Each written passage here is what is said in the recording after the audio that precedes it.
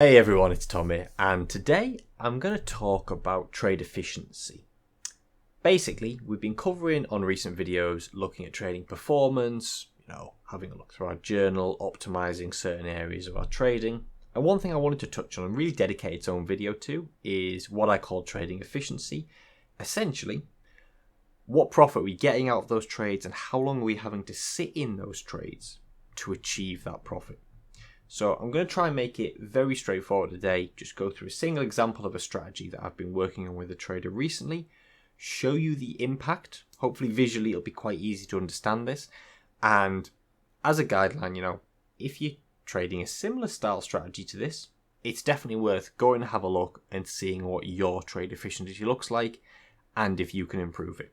So yeah, let's get started. Just very quickly before we dive in, if you're still struggling with your trading, or you'd like to know more about how mechanical edges are traded, I've put together a free video course for you that'll map out and explain everything in detail, along with walking you through exactly how the mechanical rules actually work. If you'd like to watch that after this video, I'll pop a link in the description. You can click through and you can watch that straight away.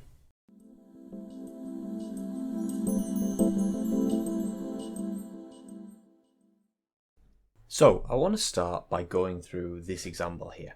Now, just as a reference point, the strategy I'm going to talk about here, it's not one of our strategies, so it's not a WB trading strategy. This is actually something I've been working on with a trader.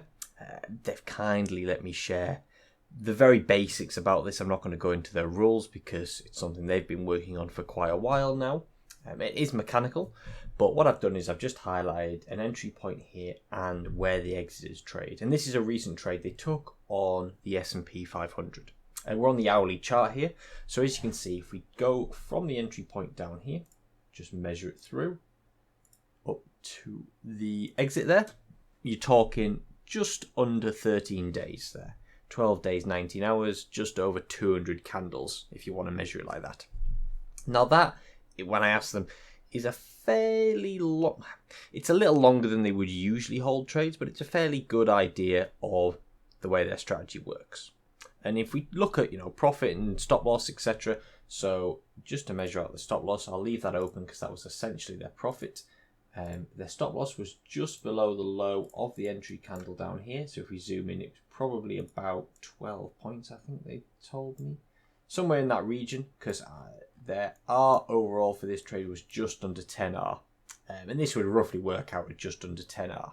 So 10R profit in, basically just under 2 weeks. So first question is that good? Or is there something we can do to improve on that? So let's have a look. So if you've watched some of our previous videos, or if you've got a little bit of experience trading, you'll know that a couple of the key areas that we would start to look for in terms of improving the strategy performance overall, we'll be looking for a situation like the MFE. So where was the maximum profit we could have achieved on this trade? And as you can see, we're probably looking up here. That's going to be our MFE area. And if we just measure that out roughly, we're talking about 170 to 180 points there. So significantly above where we would be in terms of the R that we got out of the trade that was actually taken. We're probably looking here at about 13 or a 14R instead of the 10R that we got at this exit point here. But that's all well and good to just mark out the MFE on one example. It doesn't necessarily work like that. So we would need to do a little bit more checking.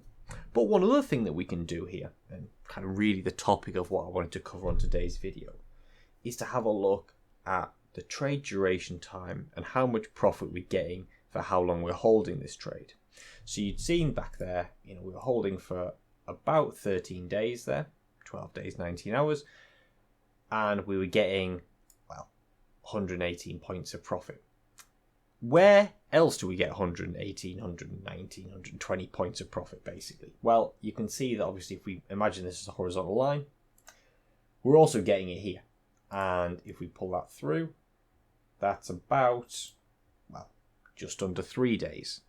So in this example, we got a decent move up, what the trader was looking for, and then it channeled a bit and it came towards their exit signal.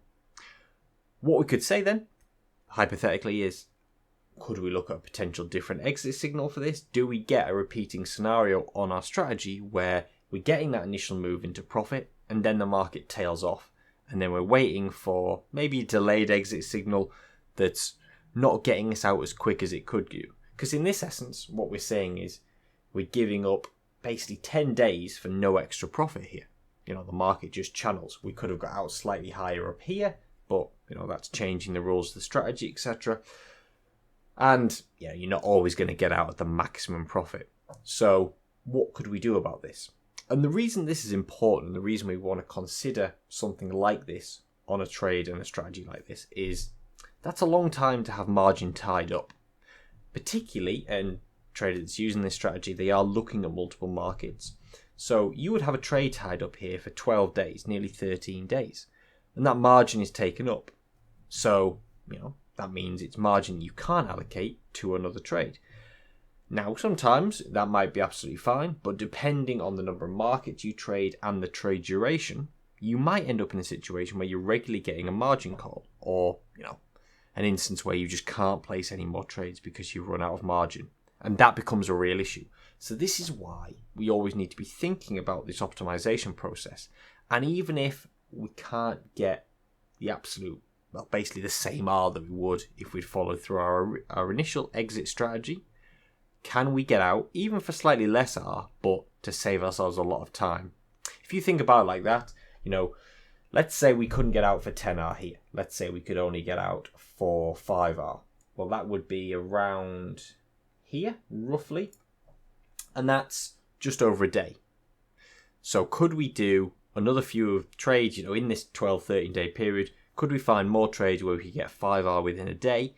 And obviously compounding all that significantly better than the 10R we got from just this single trade and holding it for nearly 2 weeks. So hopefully that's giving you an idea of the focus that we need to put on our trading strategies to try and find those areas to improve, particularly if we're holding for an extended period of time.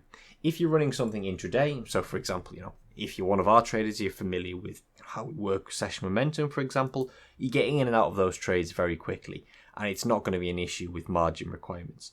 But if you're in a longer term trade, delving into swing trading here, for example, are you getting out quick enough, or are you seeing regular scenarios where you're using up your margin, it's depleted, you're getting opportunities that you can't take because you're sitting and holding trades that aren't really going to get you a significant amount more profit than where they are already at? And that's what we need to look at. That's the focus there. In this kind of instance, I think it's really important to focus on the benefits there of mechanical trading, because a mechanical approach can solve an issue like this. Even though maybe you're trading mechanically anyway, what I'm talking about here necessarily is simply taking a static target, because we know a rough frequency of how long a trade is going to last for a day, how long a trade is going to last for 2, 5, 10 days, etc. And so what I mean by this is, a study I would do if I was looking at a strategy like this would be to say, okay, on average for those winning trades, what's the maximum R I achieve within 24 hours or 48 hours? And I would look through and check that against my overall performance using whatever exit rule that I had in place for my original trades. And I would compare the results to say, okay, well, most of the time we'd expect that, in the first 24 hours, maybe even the first 48, your maximum potential R is going to be a lot lower, or maybe even a little bit lower than where you're actually exiting the trade. That would be normal. I would expect that. But as we talked about a little earlier on the video, the frequency of those trades means we can probably make up the difference. So if you're seeing a trade where, you're holding it for a couple of weeks, can you basically cut that trade down into smaller chunks, get out of the first one quickly, use that margin to get into another opportunity on another market, and compounding, as we said, is going to make the difference there. So in this instance, we had a look there, the 5R was achievable in a much shorter time frame, and therefore overall that would always start to give me confidence to say this is worth exploring. So in a strategy like this, okay, it might seem a very easy example. You might look at that and think, Tom, that's obvious. Obviously not all examples are going to be like this, and it's worth considering, depending on how long you're holding those trades for, if this is going to be something that's going to benefit you. But I think it's really important to look at. and investigate in more detail. So that's what I wanted to cover on today's video, guys. It's really looking at how efficient we can be with our trading performance, and it's a factor that I often see is overlooked by traders. So even if you think, this really isn't going to benefit me, it's worth checking out, certainly. With that being said, if you've enjoyed this, if you would like to see videos on other topics, just drop a comment below. Let us know what you would like us to cover. And if you'd like to find out how we trade, you can always book a call with one of our team. The links are in the description just to find out how mechanical trading works, give you a little bit of insight into that. With that being said, thank you very much for watching. Hopefully that's been useful, and I look forward to seeing you on the next video.